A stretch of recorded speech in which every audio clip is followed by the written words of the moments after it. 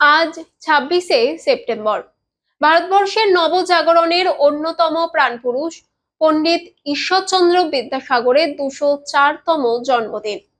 ১৮২০ সালের ২৬শে সেপ্টেম্বর অবিভক্ত মেদিনীপুর জেলার বীরসিংহ গ্রামে পণ্ডিত জন্মগ্রহণ করেছিলেন। পিতা ছিলেন ঠাকুরদাস বন্দ্যোপাধ্যায় এবং মাতা ভগবতী দেবী। ছোটবেলা থেকেই অত্যন্ত দুরন্তপনা প্রকৃতির মধ্যে দিয়ে তার দিন কাটতো। কখনো ধানের ক্ষেতের শীষ ছিঁড়ে খাওয়া, আবার কখনো অন্যের বাড়ির আম পেড়ে খাওয়া। তারপর শুরু হয় শিক্ষা জীবন। প্রথমে গ্রামীণ পাঠশালাতে পড়ার পর তিনি কলকাতার উদ্দেশ্যে রওনা হন। তারপর চলে তার শিক্ষা জীবনের নানান পদক্ষেপ। আর এই দুরন্তপনা ছেলেই আজ পণ্ডিত ঈশ্বরচন্দ্র বিদ্যাসাগর নামে পরিচিত।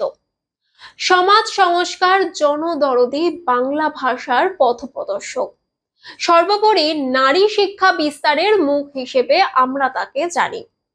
তার জীবনে ঘটে চলা নানান ঘটনা, নানান কাহিনী, উক্তি, নানান ভাষা আজও সর্বস্তরের সর্বজ্ঞানের মানুষের কাছে চিরস্মরণীয়।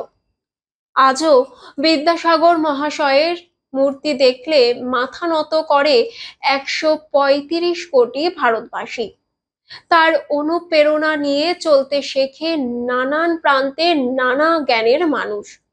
তাই আজকের এই মহতি দিনে আমরা সকলে মিলে এবং সময় ৩৬৫-র পরিবারের পক্ষ থেকে তার প্রতি শত কোটি প্রণাম ও শ্রদ্ধা জানাই।